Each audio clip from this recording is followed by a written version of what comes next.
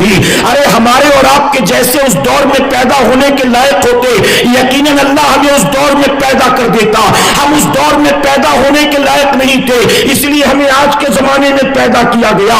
ارے اس زمانے کے صحابہ اکرام، آپ بتائیں، گھر بار چھوڑ کر صرف اسلام کی خاطر ہجرت کر کے مکے سے مدینے چلے جاتے ہیں، اور مدینے پہنچنے کے بعد بھی جب اسلام پر وقت آیا ہے، اپنی جانوں کا نذرانہ اپنی ہتھیلی پر لے کر کبھی میدان بدر میں اتر رہی ہے، کبھی میدان احد میں اتر رہی ہے، نہ اپنی جان کی پرواہ ہے، نہ اپنے بیوی بچوں کی پرواہ ہے، نہ اپنے گھر بار کی پرواہ ہے۔ اے سرکار مدینہ کے پیروانوں، وہ تو وہ لوگ تھے کئی کئی دن تک جن کے گھر کا چولہا نہیں جلتا تھا، ایک کھجور آدھی سحری میں کھاتے تھے، دن بھر روزہ رکھ کر جہاد کرتے تھے، اور آدھی بچی کھجور کو افطار میں کھا لیا کرتے تھے۔ اس دور میں ایسے لوگوں کی ضرورت تھی جن کو رسیوں سے باندھ کر مکے کے سیرا میں گھسیٹا جاتا تھا، جن کو رسیوں سے باندھ کر شریر بچوں کے حوالے کر دیا جاتا تھا، جن کو رسیوں سے باندھ کر ان پر کوڑے لگائے جاتے تھے۔ اس دور میں جن کی ضرورت تھی، جو اس دور کے لائق تھے، اللہ نے ان کو اس دور میں پیدا کیا۔ آج ہمارا حال یہ ہے کہ کسی مزار پر عرس ہو رہا ہو اور لنگر کا اہتمام ہو، ہم مزار پر پہنچیں گے، عرس میں شرکت بھی کریں گے، ہم 100-200 روپے چندہ بھی دے دیں گے، ہو سکتا ہے 500 کی چادر چڑھا کر 1 لاکھ 2 لاکھ کی دعا بھی مانگ لے، اور اس کے بعد لنگر کھا کر آئیں گے تو نماز فجر میں بھی سوئے پڑے ہوں گے، نماز ظہر کی کوئی فکر نہیں کریں گے، نماز عصر مغرب عشاء کا وقت ہو ہمارے کان پر جوں تک نہیں رینگتی ہے۔ ارے پیٹ بھر کر کھانے والے سے اللہ کا سجدہ نہیں ہوتا، اور کہتے ہیں کاش میں اس دور میں پیدا ہوا ہوتا۔ بالعالمین والعاقبۃ للمتقین والصلاة والسلام على سید الانبیاء والمرسلین، اما بعد فاعوذ باللہ من الشیطان الرجیم، بسم اللہ الرحمن الرحیم، وما ارسلناک الا رحمۃ للعالمین، صدق اللہ مولانا العلی العظیم۔ بادۂ توحید کے متوالوں، شمع رسالت کے پروانوں، غوث و خواجہ اور رضا کے چاہنے والوں، آئیے سب سے پہلے ہم اور آپ نہایت ہی ادب اور احترام کے ساتھ اپنے اور ساری کائنات کے مرکز عقیدت جناب محمد الرسول اللہ صلی اللہ تعالی علیہ وسلم کی بارگاہ بے کس پناہ میں جس طرح سے میں آپ کو پڑھاؤں، میرے ساتھ مل کر پورا مجمع بآواز بلند ہدیہ غلامی درود و سلام کے انداز میں پیش کر لیں۔ پڑھیں الصلاۃ والسلام علیک یا رسول اللہ،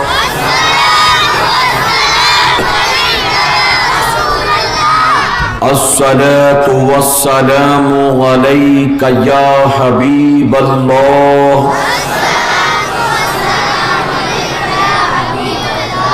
الصلاۃ والسلام علیک یا نبی اللہ،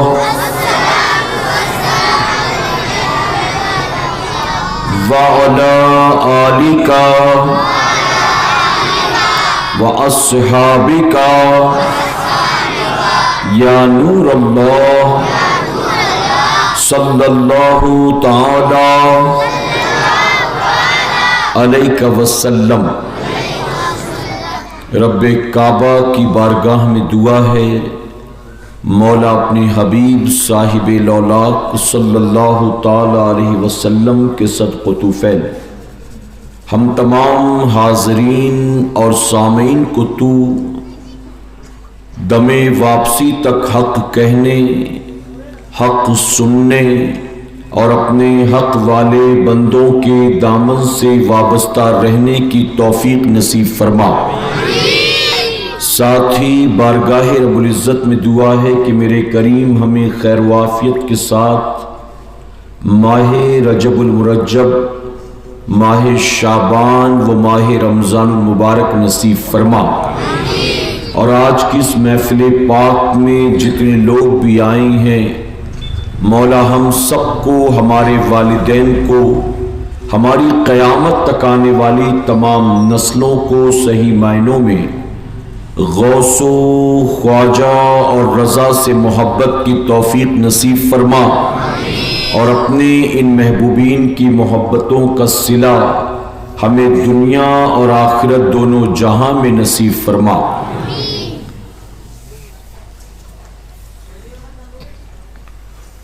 جو درس شہ بطحا نے دیا وہ درس پڑھانا بھول گئے، جو درس شہ بطحا نے دیا وہ درس پڑھانا بھول گئے، اوروں کو جگانا یاد رہا خود ہوش میں آنا بھول گئے، اور طریق مصطفیٰ کو چھوڑنا ہے وجہ بربادی، طریق مصطفیٰ کو چھوڑنا ہے وجہ بربادی، اسی سے قوم دنیا میں ہوئی بے اقتدار اپنی، اور ہمیں کرنی ہے شہنشاہ بطحا کی رضا جوئی، ہمیں کرنی ہے شہنشاہ بطحا کی رضا جوئی، وہ اپنے ہو گئے تو رحمت پروردگار اپنی۔ اور یا رسول اللہ صلی اللہ علیہ وسلم، چھوڑ کے آپ کا دامن رحمت آقا ہم سے بھول ہوئی، چھوڑ کے آپ کا دامن رحمت آقا ہم سے بھول ہوئی، کھو دی اپنی قدر و قیمت آقا ہم سے بھول ہوئی، دنیا کے ٹھکرائے ہوئے ہیں آپ کے در پہ آئے ہوئے ہیں، دنیا کے ٹھکرائے ہوئے ہیں آپ کے در پہ آئے ہوئے ہیں، کھول دیں اپنا دامن رحمت آقا ہم سے بھول ہوئی۔ میرے پیارے آقا علیہ الصلوۃ والتسلیم کے پیارے دیوانوں، سردیوں کی رات میں کھلے آسمان کے نیچے ہم اور آپ اللہ اور اس کے رسول صلی اللہ علیہ وسلم کا ذکر پاک کرنے کے لیے جمع ہوئے ہیں۔ اللہ رب العزت کی بارگاہ میں دعا ہے کہ میرا کریم محفل کے سجانے والوں کا سجانا اور ہم تمام کا یہاں آنا قبول فرمائے۔ میرے پیارے آقا علیہ الصلوۃ والتسلیم کے پیارے دیوانوں، میں ممبر رسول پر موجود ہوں اور پوری ذمہ داری کے ساتھ یہ بات کہنا چاہتا ہوں کہ اگر اللہ تبارک تعالیٰ نے ہمارا اور آپ کا اس محفل میں آدھا 1 گھنٹہ 1.5-2 گھنٹہ بیٹھنا نہیں بلکہ 1 لمحہ بھی بیٹھنا قبول فرما لیا، تو کل قیامت کے دن وہی 1 لمحہ ہمارے اور آپ کے لیے جنت کی ضمانت بن جائے گا۔ یہاں جتنے لوگ بھی حاضر آئے ہیں، چاہے وہ ممبر پر موجود لوگ ہوں، چاہے وہ زمین پر بیٹھے لوگ ہوں، ہم میں سے کوئی ایک بھی رشتہ داری کی وجہ سے نہیں آیا ہے، ہم میں سے کوئی ایک بھی کاروبار کے ارادے سے نہیں آیا ہے، ہم میں سے کوئی ایک بھی اپنے دنیاوی مفاد کے لیے نہیں آیا ہے، بلکہ ہم سب آئے ہیں تو یقیناً اللہ اور اس کے رسول کا ذکر سننے کے لیے آئے ہیں۔ اور میرے پیارے آقا کے پیروانوں، یاد رکھیں کہ سردی کی اس رات میں اگر آج ہمارا اور آپ کا یہاں آنا رب نے قبول کر لیا تو یہی سردی ہمیں قبر کی اور محشر کی گرمی سے بچا لے گی انشاءاللہ۔ وقت جیسے جیسے گزرے گا ویسے ویسے ٹھنڈ بڑھتی چلی جائے گی۔ مجھے اس بات کا بہت اچھی طرح سے احساس ہے کہ اس محفل میں جوانوں کے ساتھ ساتھ بزرگ حضرات بھی ہیں اور کافی تعداد میں بچے بھی موجود ہیں، اور کہیں پر دائیں بائیں ہماری ماؤں بہنوں اور بچیوں کے بیٹھنے کا بھی اہتمام کیا گیا ہوگا۔ میں آپ کا زیادہ وقت نہ لیتے ہوئے سیدھے اپنے عنوان کی طرف چلتا ہوں، اور جس مقصد کے تحت آج کی اس محفل پاک کو سجایا گیا ہے، میں آپ کے سامنے اس کو ترتیب وار بیان کرنے کی کوشش کرتا ہوں، اس نیت کے ساتھ اللہ ہم سب کو ایک ایک بات کو سمجھنے، دل کے نہا خانے میں جگہ دینے اور عمر بھر اس پر عمل کرنے کی توفیق عطا فرمائے۔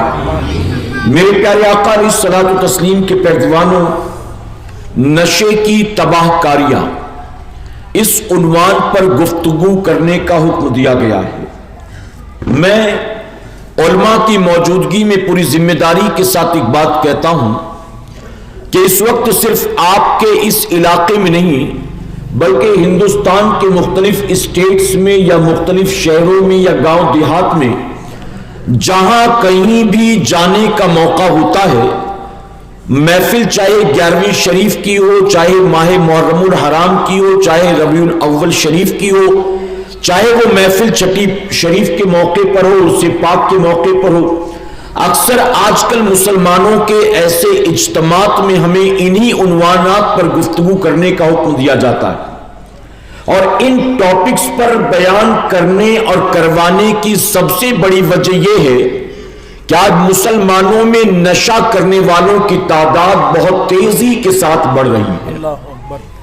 2020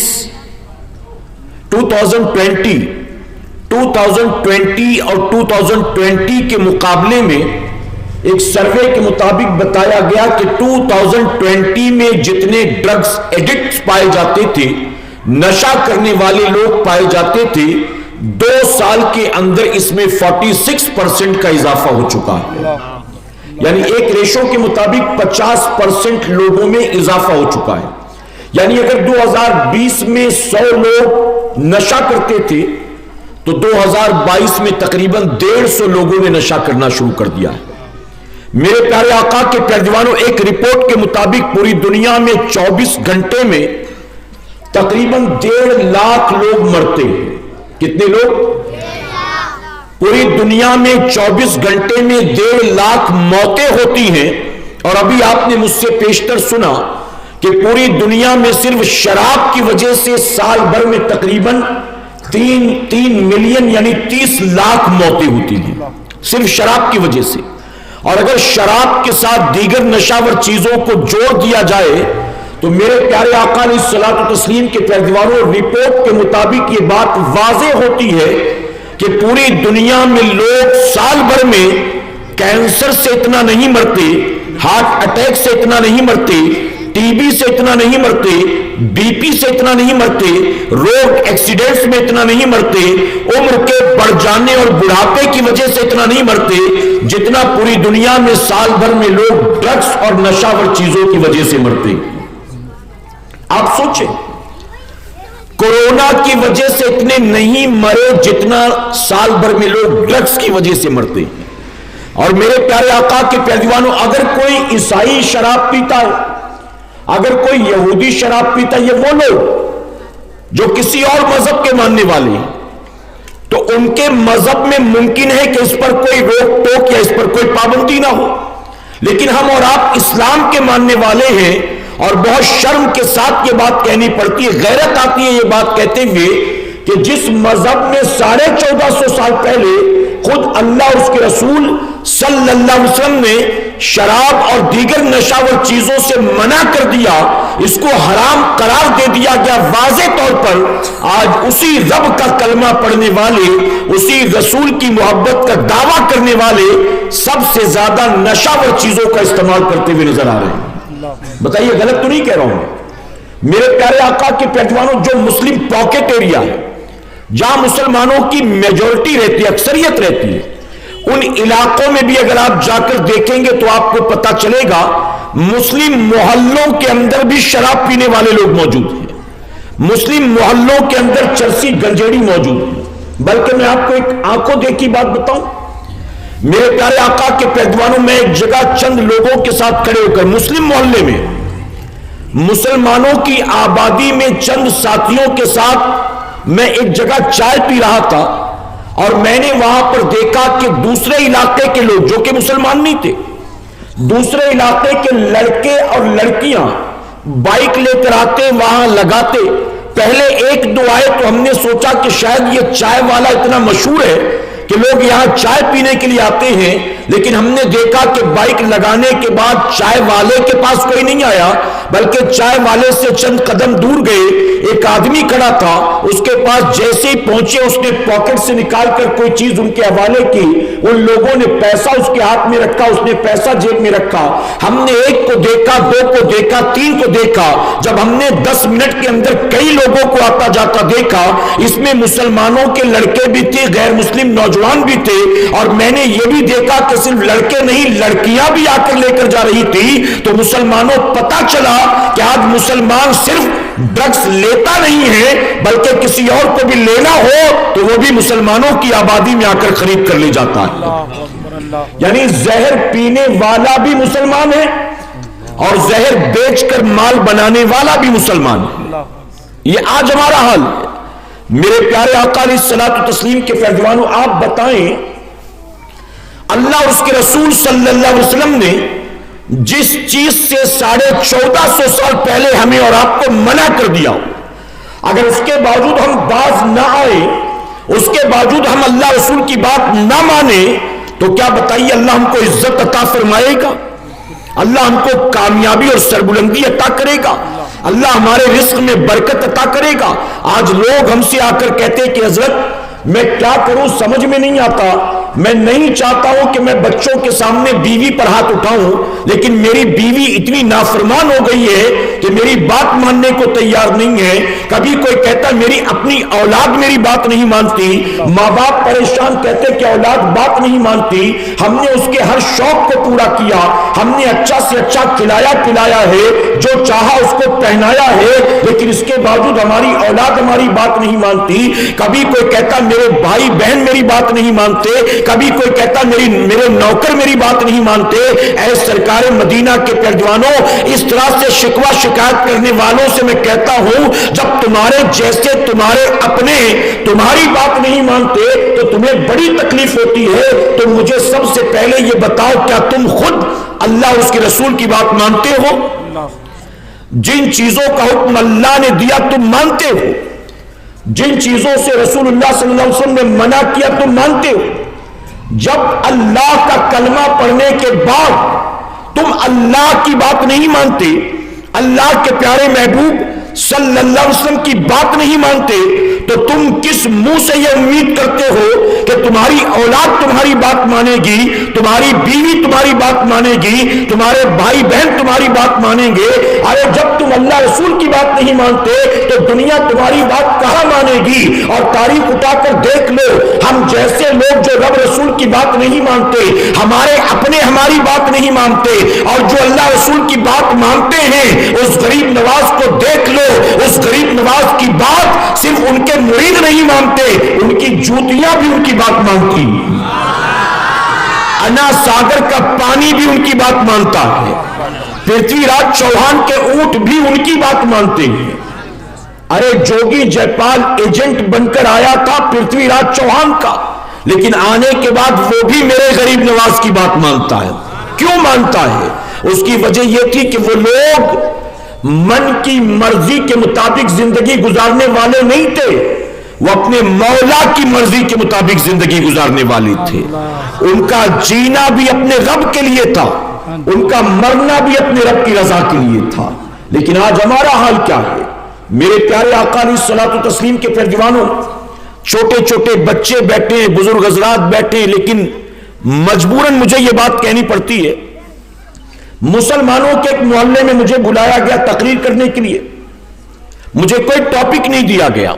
میں نے سوچا کہ میں یہاں آج اصلاح معاشرہ کے طور پر ماں باپ کے حقوق کی بات کروں گا، حقوق العباد کی، پڑوسیوں کے حقوق کی بات کروں گا۔ میں نے سوچا، میں نے من بنایا اس عنوان پر میں گفتگو کروں گا، لیکن جب میں وہاں پہنچا تو مجھ سے انتظامیہ نے کہا، مسلمانوں کی آبادی تھی، انتظامیہ نے مجھ سے کہا کہ یہاں آپ زنا کی نحوست پر بیان کریں، زنا کے بارے میں کیا وعید آئی ہے، زنا کرنے والے کو کیا عذاب ہوگا، اس پر بولے۔ تو میں نے کہا کہ یار کیوں اس ٹاپک پر بلوانا چاہتے ہو؟ کیونکہ اس پر کھل کر بولنا تھوڑا مشکل ہے، کم عمر کے بچے بیٹھے ہیں، عورتیں بھی ہیں، بزرگ حضرات بھی ہیں، اس عنوان پر گفتگو کریں کھل کر کیسے بات کریں. اور ممکن ہے کہ کچھ بچے بیچارے گھر جانے کے بعد ماں باپ کو پوچھیں کہ اس کا مطلب کیا ہے, تو ماں باپ کو بھی شرم آئے گی بتاتے ہوئے, وہ کیا بتائیں گے کہ اس کا مطلب کیا. تو میں نے کہا کیوں چاہتے ہو کہ ان لوگوں کے سامنے اس ٹاپک پر بیان ہو, یہ مسلمانوں کی آبادی ہے, بھلا کیوں چاہتے ہو. تو جانتے ہو کمیٹی والوں نے مجھ سے کیا کہا؟ کمیٹی والوں نے کہا ہمارے یہاں 99.9% مسلمان رہتے ہیں, یعنی 1% غیر, باقی سارے مسلمان. لیکن اس ٹاپک پر بیان کرنے کی وجہ یہ ہے ہماری آبادی میں 19 کلمہ پڑھنے والے ایسے ہیں جن کو ایڈز کی بیماری ہو گئی ہے. 19 کلمہ پڑھنے والے. وہ کہتے ہم نہیں چاہتے کہ کوئی اور اس برائی میں ملوث ہو, اس لیے ان کو روکنا ہے. اس لیے آپ بتائیں کہ یہ کتنا بڑا گناہ ہے, کتنا عظیم گناہ ہے اور کتنا عذاب ہونا اس پر, یہ بتائیں آپ ان کو. آج بتائیے کیا پوزیشن ہو گئی ہماری اور آپ کی. کہیں نشے پر بیان کرنا, کہیں زنا پر بیان کرنا, کہیں شراب پر بیان کرنا, کہیں سود پر بیان کرنا, کہیں ایسی چیز پر جس کی وجہ سے اللہ نے پوری کی پوری قوم پر عذاب نازل کر دیا ہے. ایسے عنوانات. میرے پیارے آقا علیہ الصلوۃ والتسلیم کے پیروانوں یاد رکھیں, حضور اکرم صلی اللہ علیہ وسلم نے ماں عائشہ صدیقہ رضی اللہ تعالیٰ سے فرمایا کہ عائشہ, ہر بندے کو ڈھیل نہیں دی جاتی ہے, یعنی ہر کسی کو موقع نہیں ملتا توبہ کرنے کا, ہر کسی کو موقع نہیں ملتا رجوع کرنے کا. آقا نے فرمایا عائشہ ہر بندے کو ڈھیل نہیں دی جاتی. آپ جانتے ہیں ماں عائشہ صدیقہ رضی اللہ تعالیٰ فرماتی ہیں میں روزانہ رات کو حضور اکرم صلی اللہ علیہ وسلم کے لیے پانی میں کھجوریں بھگا کر رکھتی تھی, اور حضور اکرم صلی اللہ علیہ وسلم نماز فجر سے فارغ ہوتے آپ وہ کھجوریں کھایا کرتے تھے, پانی پیا کرتے تھے. لیکن فرماتی کہ روزانہ حضور کا معمول یہ تھا جب میں پیالہ آپ کے سامنے پیش کرتی تو حضور اکرم صلی اللہ علیہ وسلم پہلے پیالے کو بہت غور سے دیکھتے تھے. آپ فرماتی کہ ایک دن, 2 دن, 3 دن, 4 دن, جب میں نے ایک دن پوچھا کہ آخر آپ آقا ایسا اتنا غور سے کیوں دیکھتے ہیں, میں نے کھجوریں اچھے سے دھوئی ہیں, پیالہ بھی صاف تھا, پانی بھی صاف تھا, اس کو اتنا غور سے روزانہ دیکھنے کی وجہ کیا ہے؟ تو جانتے حضور اکرم صلی اللہ علیہ وسلم نے کیا فرمایا؟ آپ فرماتے ہیں کہ اگر اس پانی میں رات بھر کھجور بھگانے کی وجہ سے اس میں جھاگ پیدا ہو جائے اور اس کا ذائقہ کڑوا ہو جائے تو عائشہ پھر یہ شراب کے قریب ہو گیا, اور اسی لیے میں اس کا استعمال نہیں کرتا, اس لیے چیک کرتا ہوں کہ کہیں اس کے اندر جھاگ تو پیدا نہیں ہو گیا. آپ سوچیں کہ جن کو اللہ نے معصوم نہیں سید المعصومین بنا کر پیدا کیا ہے, وہ نبی رات بھر کی بھگائی کھجوروں کو صبح دیکھتا ہے کہ جھاگ تو پیدا نہیں ہو گیا, اور ان کا کلمہ پڑھنے والا انہی کھجوروں کو سڑا گلا کر کیمیکل ملا کر اور کئی سالوں تک رکھ کر بیچا جائے, مال خرچ کر کے خریدتا ہے اور اس کو پیتا ہوا نظر آتا ہے.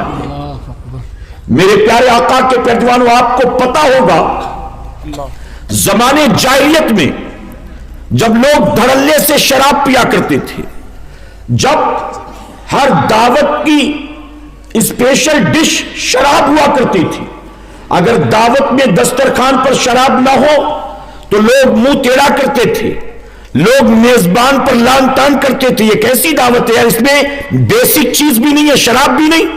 لوگ برا جانتے تھے اس دعوت کو. اور جب وہی لوگ جن کی گھٹی میں شراب ملا تھا, جو دسترخوان پر بیٹھتے تھے تو شراب پیتے تھے, جو ایک ایک لقمہ شراب کے گھونٹ کے ذریعے حلق کے نیچے اتارتے تھے, جن کو مائیں سلانے کے لیے منہ میں شراب کے چند قطرے ڈال کر سلایا کرتی تھی, جب انہی زمانے جاہلیت کے لوگوں نے حضور اکرم صلی اللہ علیہ وسلم کے ہاتھوں پر اسلام قبول کیا, آقا کا کلمہ پڑھا, کلمہ پڑھتے ہی شراب کی حرمت کا حکم نہیں آیا تھا, شراب کو فوراً حرام قرار نہیں دیا گیا, بلکہ دھیرے دھیرے حکم آیا ہے. اس کے بعد جب شراب کو حرام قرار دے دیا گیا تو تاریخ گواہ ہے, ارے وہ لوگ جو صدیوں سے باپ دادا جن کے شراب پیتے چلے آئے تھے, جن کو ماؤں نے گود میں لٹا کر شراب پلایا تھا, جو زندگی بھر شراب پیتے رہے تھے, جب اسلام قبول کرنے کے بعد فرمایا گیا شراب حرام ہے, تو کتابوں میں آتا ہے کہ ان لوگوں نے اپنے گھروں سے نکال کر شراب کو ایسا پھینکا ہے کہ مدینے کی گلیوں میں شراب کی نہریں بہ نکلی ہیں، اور فرمایا گیا کہ صرف مسلمانوں نے شراب کو نہیں نکال کر پھینکا، بلکہ جن برتنوں میں ان کے باپ دادا شراب رکھتے تھے، جن میں شراب کو سرو کیا جاتا تھا، جن میں شراب کو مزے سے پیا جاتا تھا، اپنے گھروں کے سارے برتن بھی نکال کر انہوں نے پھینک دیے۔ پوچھنے والوں نے کہا شراب حرام ہے، اس برتن کو دھو کر پاک کر کے ان کا استعمال کر سکتے ہو، آخر برتنوں کو کیوں پھینکتے ہو؟ تو انہوں نے جواب دیا ان برتنوں میں ہم نے کئی سالوں تک شراب پی ہے، اب شراب کو حرام قرار دے دیا گیا، اب اگر گھر میں یہ برتن موجود رہیں گے تو کبھی نہ کبھی وہ دن یاد آ جائیں گے، اور کبھی نہ کبھی شیطان دل میں وسوسہ پیدا کرے گا، ان برتنوں کو دیکھ کر کہیں پھر شراب پینے کا جی نہ چاہے، اس لیے ہم نے اس کو بھی نکال کر گھر سے باہر پھینک دیا۔ پتا چلا جس چیز کا حکم اللہ رسول نے دے دیا ہے، پھر صحابہ اکرام نے اس پر ایسا عمل کیا کہ صرف شراب کو نہیں پھینکا، بلکہ جن راستوں سے شراب کے اڈوں تک جایا کرتے تھے انہوں نے اس راستے سے بھی اپنے چہرے کو پھیر لیا۔ ایک نوجوان صحابی ہے، پیر میں زخم ہو گیا، زخم نے ناسور کی شکل اختیار کر لی۔ جب طبیبوں کو دکھایا تو ڈاکٹرز نے کہا کہ دھیرے دھیرے زخم کی وجہ سے زہر آگے بڑھ رہا ہے، اور ممکن ہے یہ معمولی سا زخم آپ کے لیے جان لیوا ثابت ہو جائے۔ اگر چاہتے ہیں کہ آپ کی جان بچ جائے تو اس کا علاج یہی ہے کہ آپ کے پیر کو جسم سے جدا کرنا پڑے گا، کاٹنا پڑے گا۔ انہوں نے کہا ٹھیک ہے مجھے منظور ہے، میرے پیر کو کاٹ دو۔ اب طبیبوں نے آپریشن کی تیاری کی۔ جانتے ہیں آپریشن کی تیاری آج کی طرح نہیں تھی، انجیکشن لگا کر پیر کو سن کر دیتے، کوئی گیس سنگا کر انہیں بے ہوش کر دیتے، بالکل نہیں۔ ڈاکٹر آئے آپریشن کرنے کے لیے، ان کے پاس آرا تھا جس سے پیر کاٹا جاتا ہے، شراب کی بوتل اور پیالہ تھا، ان کے پاس آئے اور آ کر کہا کہ یہ لو تھوڑا سا شراب پی لو۔ انہوں نے کہا وہ کیوں؟ تو ڈاکٹروں نے کہا شراب پیئیں گے تو آپ کو نشہ ہوگا، اور نشے کی حالت میں ہم آپ کا پیر کاٹیں گے، جب نشے کی حالت میں پیر کاٹیں گے تو آپ کو تکلیف نہیں ہوگی، کم ہوگی، اسی لیے آپ شراب پی لیں۔ انہوں نے کہا جس چیز کو اللہ اور اس کے رسول صلی اللہ علیہ وسلم نے حرام قرار دے دیا ہے، میں مرنا تو گوارا کر سکتا ہوں لیکن اس چیز کو اپنے ہونٹوں سے لگانا گوارا نہیں کر سکتا ہوں۔ سمجھے نہیں شاید آپ؟ مسلمانوں یہی وہ لوگ تھے کہ جن کی وجہ سے اسلام دنیا کے کونے کونے تک پہنچا ہے، یہی وہ فرما بردار و اطاعت گزار لوگ تھے جن کی وجہ سے اللہ نے اسلام کو عزت عطا فرمایا ہے، یہی وہ لوگ تھے جس کی وجہ سے اللہ نے ہمیں اور آپ کو کلمے کی توفیق عطا کی ہے۔ آج بہت سارے مسلمان کہتے ہیں کاش کتنا اچھا ہوتا میں بھی حضور کے زمانے میں پیدا ہوا ہوتا، کاش کتنا اچھا ہوتا میں بھی صدیق اکبر کے زمانے میں پیدا ہوا ہوتا۔ میں ان سے کہتا ہوں آپ کی تمنا تو بڑی اچھی ہے، لیکن ایک تلخ بات جانتے ہو، اور وہ بات یہ ہے تم یہ کہتے ہو کہ کاش کتنا اچھا ہوتا آج نہیں اس زمانے میں پیدا ہوا ہوتا۔ تو میں ان سے کہتا ہوں کہ سنو، اس زمانے میں بریانی کھانے والوں کی ضرورت نہیں تھی، اس زمانے میں حضرت بلال کی طرح کوڑے کھانے والوں کی ضرورت تھی۔ ارے ہمارے اور آپ کے جیسے اس دور میں پیدا ہونے کے لائق ہوتے، یقیناً اللہ ہمیں اس دور میں پیدا کر دیتا۔ ہم اس دور میں پیدا ہونے کے لائق نہیں تھے، اس لیے ہمیں آج کے زمانے میں پیدا کیا گیا۔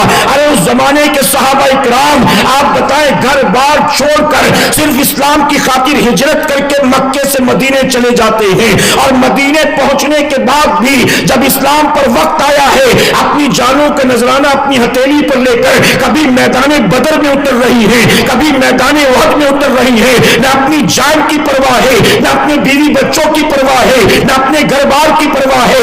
اے سرکار مدینہ کے پیروانوں، وہ تو وہ لوگ تھے کئی کئی دن تک جن کے گھر کا چولہا نہیں جلتا تھا، ایک کھجور آدھی سحری میں کھاتے تھے، دن بھر روزہ رکھ کر جہاد کرتے تھے، اور آدھی بچی کھجور کو افطار میں کھا لیا کرتے تھے۔ اس دور میں ایسے لوگوں کی ضرورت تھی جن کو رسیوں سے باندھ کر مکے کے صحرا میں گھسیٹا جاتا تھا، جن کو رسیوں سے باندھ کر شریر بچوں کے حوالے کر دیا جاتا تھا، جن کو رسیوں سے باندھ کر ان پر کوڑے لگائے جاتے تھے۔ اس دور میں جن کی ضرورت تھی، جو اس دور کے لائق تھے، اللہ نے ان کو اس دور میں پیدا کیا. آج ہمارا حال یہ ہے کہ کسی مزار پر عرس ہو رہا ہو اور لنگر کا اہتمام ہو, ہم مزار پر پہنچیں گے, عرس میں شرکت بھی کریں گے, ہم 100-200 روپے چندہ بھی دے دیں گے, ہو سکتا ہے 500 کی چادر چڑھا کر 1 لاکھ 2 لاکھ کی دعا بھی مانگ لے, اور اس کے بعد لنگر کھا کر آئیں گے تو نماز فجر میں بھی سوئے پڑے ہوں گے, نماز ظہر کی کوئی فکر نہیں کریں گے, نماز عصر مغرب عشاء کا وقت ہو ہمارے کان پر جوں تک نہیں رینگتی ہے. ارے پیٹ بھر کر کھانے والے سے اللہ کا سجدہ نہیں ہوتا, اور کہتے کاش میں اس دور میں پیدا ہوا ہوتا. اے سرکار مدینہ کے پیروانوں, جانتے ہو سیدنا صدیق اکبر کی تاریخ ابھی ابھی گزری ہے. جب صدیق اکبر نے اسلام قبول کیا, آپ کی ٹوٹل سیونگ کتنی تھی, آپ کا ایسٹس کتنا تھا؟ آپ کی ٹوٹل سیونگ اس وقت تک 40,000 دینار تھی, اور 40,000 دینار جو آپ نے عمر بھر کی آپ کی کمائی تھی, صدیق اکبر نے قبول اسلام کے بعد 1 دینار بھی اپنی ذات پر خرچ نہیں کیا, بلکہ سارا مال اسلام کی خاطر قربان فرما دیا ہے. اور صدیق اکبر نے کیسا لٹایا ہے, کیسا لٹایا ہے کہ جن کے بارے میں خود امام الانبیاء نے فرما دیا, جس کا مال سب سے زیادہ میرے کام آیا ہے وہ میرے ابو بکر کا مال ہے, وہ صدیق اکبر کا مال ہے. ارے میرے نبی نے جس کے احسان کو احسان کہا, آقا فرماتے ہیں دنیا میں جن لوگوں نے مجھ پر جتنے احسان کیے تھے میں نے سب کا احسان کا بدلہ چکا دیا, لیکن تنہا میرا ابو بکر وہ ہے جس کے احسان کا بدلہ میرا مولا عطا فرمائے گا. آپ ذرا سوچو مسلمانوں, اس دور میں ہم ہوتے تو کیا کر لیتے. آج کے دور میں ہمارا اور آپ کا حال یہ ہے, اسلام کی خاطر قربانیاں دینا تو درکنار, فرائض و واجبات کو ان کے وقتوں پر ادا کرنا تو درکنار, ارے جن چیزوں کو صراحتاً حرام قرار دے دیا گیا ہے, آج کے دور کا مسلمان اس سے بھی بچتا نظر نہیں آتا. ہم راجستھان کی طرف جاتے ہیں, لوگ کہتے سود پر بیان کریے, یہاں سود کا دھندا بہت چلتا ہے. ہم گجرات کی طرف جاتے ہیں, لوگ کہتے یہاں رمی پر بیان کریے, یہاں سٹے پر بیان کریے, یہاں کرکٹ کے میچ کی بیٹنگ پر بیان کریے. اللہ اکبر. اے سرکار مدینہ کے پیروانوں, آج دنیا بھر کے مسلمانوں کے حالات کو دیکھ کر مجبوراً یہ کہنا پڑتا ہے, جن گناہوں کی وجہ سے رب تبارک تعالیٰ نے پوری کی پوری قوم کو صفحے ہستی سے مٹا دیا, آج مسلمان وہ گناہ بھی کرتا نظر آتا ہے. میرے نبی نے 1450 سال پہلے فرمایا تھا, بنی اسرائیل 72 فرقوں میں بٹ گئی تھی, میری امت 73 فرقوں میں بٹ جائے گی. اور آگے میرے نبی نے فرمایا تھا, اگر بنی اسرائیل میں کسی نے اپنی ماں کے ساتھ بدفعلی کی ہوگی, میری امت میں بھی کوئی نہ کوئی ضرور ایسا ہوگا جو اپنی ماں کے ساتھ بدفعلی کرے گا. اللہ اکبر. آپ ذرا سوچیں, نبی نے 1450 سال پہلے فرما دیا میری امت اس حد تک گر جائے گی, اپنی ماں پر بھی گندی نظر ڈالے گی.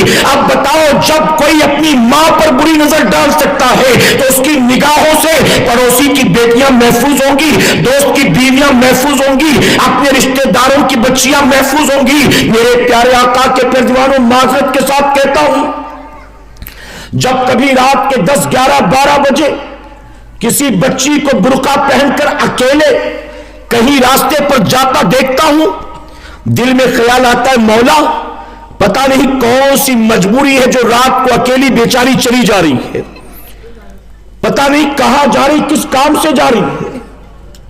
اے اللہ, یہ کسی نہ کسی کی بیٹی ہوگی, کسی نہ کسی کی بہن ہوگی. اے اللہ, یہ مسلمان بچی ہے, جہاں بھی جائے اس کی عزت و آبرو کی حفاظت کرنا. اے اللہ, اس کو غیر کی نگاہوں سے محفوظ رکھنا. ہم تو دعائیں کرتے کہ مولا ہماری بیٹیوں کی, ہماری بہنوں کی عزت و آبرو کی حفاظت کرنا. ہم دعائیں کرتے مولا غیروں سے ان کو اپنا حفظ و امان عطا کرنا. لیکن آج ہمارا حال یہ ہے, ارے غیروں سے بچنے بچانے کی کیا بات کریں, آج ہم مسلمانوں کی نگاہوں سے, آج ہم مسلمانوں کی زبان سے ہمارے محلے میں رہنے والی ہماری اپنی بہنیں بھی محفوظ نہیں ہیں. مسلمان کس حد تک گرے گا. ڈاکٹروں نے کہا شراب پی لے, انہوں نے کہا نہیں, جان جاتی ہو تو جائے, میں شراب کو ہاتھ نہیں لگاؤں گا. انہوں نے کہا ہم پیر کاٹیں گے, تکلیف بہت ہوگی. کہا زیادہ سے زیادہ کیا ہوگا, جان ہی جائے گی نا, مرنا تو گوارا ہے, شراب ہونٹوں سے لگانا گوارا نہیں ہے. آپ سوچیں, ڈاکٹر علاج کے طور پر کہہ رہا ہے, علاج کے طور پر آپریشن کے لیے شراب پی لو, نہیں پینا. آج پارٹی میں پیا جا رہا ہے, شادی میں پیا جا رہا ہے, 31st نائٹ میں پیا جا رہا ہے. اپنے دوست کے کہنے پر پیا جا رہا ہے, کسی کو امپریس کرنے کے لیے پیا جا رہا ہے. جو کارپوریٹ سے جڑے ہیں وہ پی رہے ہیں, جو بزنس سے جڑے وہ پی رہے ہیں. کوئی دوستی یاری میں, کوئی جان بنانے کے لیے, کوئی کسی کو امپریس کرنے کے لیے. آپ سوچیں, عائشہ صدیقہ رضی اللہ تعالیٰ نے فرمایا قیامت کی نشانیوں میں سے یہ بھی نشانی ہے. حضور کا فرمان روایت کرتی فرماتی ہے کل شراب کو نام بدل بدل کر پیا جائے گا. شراب کو صرف شراب ہونے کی وجہ سے نہیں, نام بدل بدل کر, بیئر کہیں, برانڈی کہیں, رم کہیں, وسکی کہیں, اس سے نشہ نہیں ہوگا, پی لے, لیکن شراب ہے نا. عائشہ صدیقہ فرماتی ہیں شراب کو کل نام بدل بدل کر پیا جائے گا. اور آگے فرماتی ہے شراب اپنے نام کی وجہ سے حرام نہیں ہے, اپنے اثر کی وجہ سے حرام ہے. اثر کی وجہ سے. اب نام شراب نہ ہو, نام شربت رکھ دے تو کیا وہ جائز ہو جائے گا؟ جی, انہوں نے کہا جان جاتی ہے تو جائے, میں نہیں پیتا. ڈاکٹر نے کہا ٹھیک ہے. اب ان کے پیر کو کاٹا جا رہا ہے ہوش و حواس میں, ایک طرف ایک طبیب بیٹھا, ایک طرف دوسرا, ہاتھ میں آ رہا, یہ یہاں سے کھینچتا, وہ وہاں سے کھینچتا. جس طرح سے کسی پیڑ کو کاٹا جاتا ہے ان کے پیر کو کاٹا جا رہا ہے. کچھ دیر تک تو انہوں نے برداشت کیا. اس کے بعد جب جلد کٹی, جب ان کی اسکن کٹی اور پھر آرا گوشت تک پہنچا تو آنکھوں سے آنسو جاری ہو گئے. اس کے بعد پسینہ بہنے لگا. ڈاکٹر نے اپنی رفتار کو بڑھایا, گوشت کاٹتے کاٹتے آرا اس سے پہلے کہ ہڈی تک پہنچتا ان پر گشی تاری ہو گئی, وہ زمین پر بے ہوش ہو کر گر گئے. اب جیسے ہی بے ہوش ہونا تھا ڈاکٹر نے کہا اس سے پہلے کہ ہوش آئے ان کے پیر کو فوراً کاٹ دو. اب تیزی کے ساتھ ان کے پیر کی ہڈی کو کاٹا جاتا ہے, پھر سے گوشت اور جو ہے جلد کا نمبر آتا ہے, یہاں تک کہ ہوش میں آنے سے پہلے ان کے پورے پیر کو کاٹ کر ان کے جسم سے جدا کر دیا گیا. پھر منہ پر پانی کا چھڑکاؤ کیا گیا, پنکھا جلا گیا, ان کو ہوش آتا ہے, اٹھ کر بیٹھتے ہیں, آنکھ سے آنسو بہتا ہے, کراہتے ہیں درد کی وجہ سے. انہوں نے اس کے بعد کہا میرا پیر کہاں ہے, لا کر دکھاؤ. ان کے کٹے ہوئے پیر کو لایا گیا, اپنے کٹے پیر کو ہاتھوں میں لیتے ہیں اور آسمان کی طرف اٹھا کر کہتے ہیں الحمدللہ رب العالمین, اللہ اکبر. جو لوگ وہاں موجود تھے پریشان ہو گئے, ارے پیر کو کاٹ کر جسم سے جدا کر دیا گیا, اب معذور ہو گئے ہو, اب لنگڑے کہلاؤ گے, اس کے باوجود اللہ کا شکر ادا کرتے ہو, تم کوئی شکوہ شکایت نہیں کرتے. تو جانتے صحابی رسول نے کیا جواب دیا تھا؟ آج 1450 سال کے بعد اگر مہاراشٹر کے کسی علاقے میں ان کا ذکر کیا جاتا ہے تو آخر کیوں کیا جا رہا ہے؟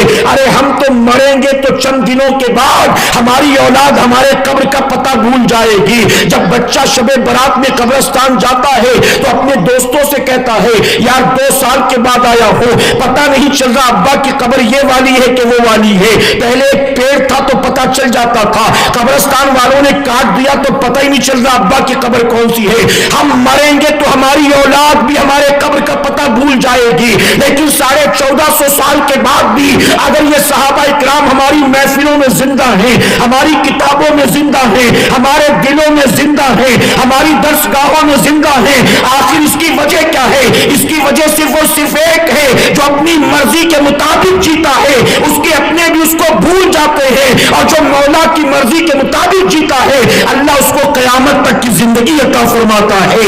اس کی موت وقتی ہوتی ہے لیکن اس کے بعد وہ ہمیشہ زندہ رہتا ہے. انہوں نے کہا الحمدللہ رب العالمین. لوگوں نے پوچھا شکر ادا کرنے کی وجہ کیا ہے؟ تو جانتے ہو کیا جواب دیتے ہیں؟ وہ کہتے ہیں میں شکر اس لیے ادا کرتا ہوں, یہ پیر کٹ کر میرے جسم سے جدا تو ہو گیا لیکن جہاں جانے سے اللہ اور اس کے رسول صلی اللہ علیہ وسلم نے منع کیا تھا یہ پیر کبھی اس جگہ گیا نہیں ہے.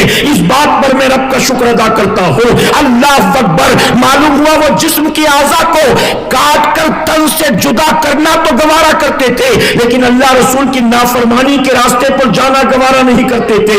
اللہ کے نبی حضرت داؤد علیہ السلام اللہ کی بارگاہ میں دعا کرتے ہیں. آپ سوچو نبی جو معصوم ہوا کرتے ہیں رب کی بارگاہ میں دعا کرتے ہیں اللہ اگر میرا کبھی کوئی قدم تیرے حکم کے خلاف آگے بڑھے میں دعا کرتا ہوں میرے ان پیروں کو توڑ دینا. مجھے وہ پیر نہیں چاہیے جو تیری نافرمانی کرے. اللہ اکبر. مجھے وہ پیر نہیں نہیں چاہیے جو تیری نافرمانی کرے. یہاں پورا وجود اللہ کی نافرمانی میں ڈوبا ہوا ہے. اے سرکار مدینہ علیہ الصلوۃ والتسلیم کے پیروانوں، اس وقت یہاں جتنے بیٹھے ہیں میں آپ سے سوال پوچھتا ہوں، کورونا کی وجہ سے آپ میں سے ہر کسی کا کوئی نہ کوئی بتائیے مرا ہے کہ نہیں مرا؟ جی، کسی کے گھر میں کسی کا انتقال ہوا، رشتہ دار کا، پڑوسی کا، دوست کا، علاقے میں رہنے والے محلے کے ساتھی کا، کسی نہ کسی کا ہوا ہے کہ نہیں ہوا ہے؟ کیا آپ کو خبر ہی نہیں آئی کہ کہیں کسی کا انتقال ہوا ہو؟ میرے پیارے آقا علیہ الصلوۃ والتسلیم کے پیروانوں، جس کورونا وائرس کی وجہ سے پوری دنیا میں لاکھوں لوگ موت کے گھاٹ اتر گئے، یہ اللہ کا بے پناہ کرم اور احسان ہے کہ اللہ نے ہمیں اس سے بچائے رکھا. بتائیے ان لاکھوں مرنے والوں میں بھی ہمارا شمار ہو سکتا تھا کہ نہیں؟ ہم کوئی امرت پی کر آئے ہیں؟ اگر ہم بچ گئے تو کیوں بچ گئے؟ اگر ہم بچ گئے تو کیسے بچ گئے؟ اس میں اپنا کوئی کمال ہے؟ اپنے کسی کمال کی وجہ سے بچ گئے؟ سینیٹائزر کی وجہ سے بچ گئے؟ ماسک کی وجہ سے بچ گئے؟ لاک ڈاؤن کی وجہ سے بچ گئے؟ ویکسین کی وجہ سے بچ گئے؟ اگر ہم بچ گئے تو کیوں بچ گئے؟ اے سرکار مدینہ کے پیروانوں، آپ کو ماننا پڑے گا زندگی اور موت پر میرے رب کے سوا دوسرا کوئی قدرت نہیں رکھتا. کل بھی زندہ تھے تو رب ہی نے زندگی دی تھی، آج بھی زندہ ہے تو رب ہی نے زندگی دی ہے. اب بتاؤ، جس رب نے کورونا کال میں بھی ہماری حفاظت کی اور موت سے بچایا ہے، کیا اب بھی وہ وقت نہیں آیا ہے کہ اپنے اس رب کی بارگاہ میں ہم رجوع کر لیں، اپنے رب سے صلح کر لیں؟ سب کچھ اپنی آنکھوں سے دیکھنے کے باوجود بھی میری قوم کا جوان پب جی چھوڑنے کو تیار نہیں ہے. سب کچھ اپنی آنکھوں سے دیکھنے کے باوجود بھی مسلمان جمعہ کی 2 رکعت کے سوا ہفتے بھر پلٹ کر کبھی مسجد کا رخ بھی نہیں کرتا ہے. سب کچھ اپنی آنکھوں سے دیکھنے کے باوجود بھی رات بھر ٹک ٹاک، پب جی، لوڈو، یوٹیوب، فیس بک، واٹس ایپ، آپ بتائیے اس سے کیا حاصل ہونا ہے آپ کو؟ اللہ کے ایک ولی ہے، مقام ولایت پر فائز ہونے سے پہلے ان کا حال کیا تھا؟ ہماری طرح جوان آوارہ نفس ایک لونڈی سے محبت ہو گئی، کسی آقا کی لونڈی سے پیار ہو گیا، ایسا پیار ہوا کہ دن رات اس کے گھر کے چکر لگاتے. سردیوں کی رات تھی، عبداللہ نام تھا، جا کر اس آقا کے گھر کی گلی میں کھڑے ہو گئے. انٹینشن یہ تھا کہ رات بھر کھڑے رہوں گا، ایک بار دیدار ہو جائے گا گھر چلا جاؤں گا، ایک جھلک دیکھ لوں، ایک بار دیکھ لوں. اس کی گلی میں کھڑے رہے، اس کے گھر کی طرف ٹکٹکی باندھے، کبھی تو پردہ ہٹے گا وہ نظر آئے گی، کبھی تو کسی کام سے باہر آئے گی وہ نظر آئے گی. فرمایا کہ پوری رات کھڑے رہے ٹکٹکی باندھے ہوئے، سردیوں کی رات، کوئی پرواہ نہیں، کوئی فکر نہیں، یہاں تک کہ اذان فجر ہو گئی. اب جیسے ہی مسجد سے فجر کی اذان شروع ہوئی، ان کے کان سے اذان کی آواز ٹکرائی، اذان کی آواز سنتے ہی کانپ گئے. اللہ اکبر، پوری رات گزر گئی، پتہ ہی نہیں چلا. میں تو انتظار میں تھا، اب آئے گی، اب آئے گی، اب آئے گی. نہ سردی کا احساس ہوا نہ وقت کا احساس ہوا.